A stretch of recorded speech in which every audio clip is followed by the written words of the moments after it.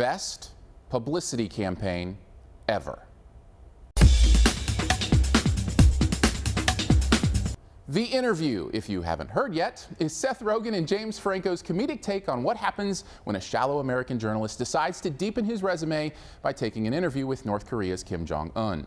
Of course, when the American government finds out, they have their own ideas that might make the trip a tad bit more interesting.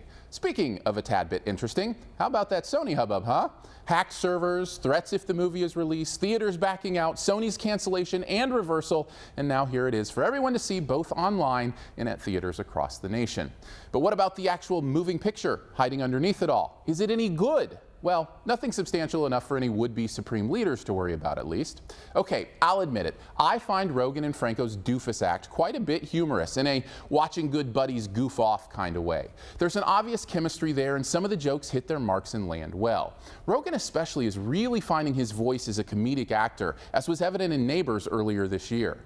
I also think it was a great choice to make the movie about a real-life dictator, despite whatever the fallout, real or imagined, may have resulted. It keeps the movie located in a real-world environment, which gives it a decent shot at actually saying something interesting and valuable about world politics, power, and domination.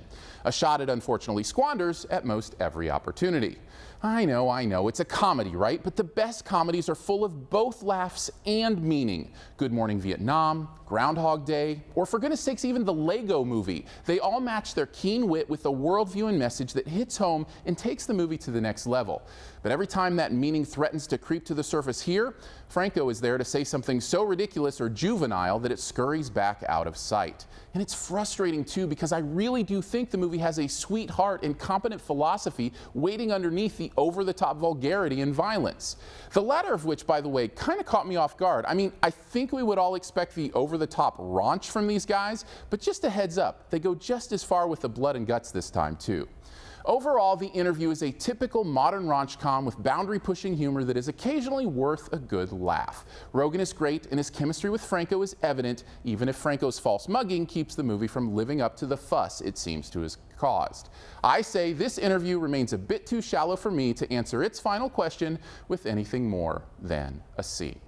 Thanks for checking out this Your Movie Friend review. Stay tuned for this review's best ever challenge here in a bit. But first, I'm going to throw some stuff up over here that you can click on if you'd like to subscribe, which I'd very much appreciate. Do that by clicking on the big gray subscribe button. Want to see more? Well, I've also got reviews of Into the Woods and The Gambler this week.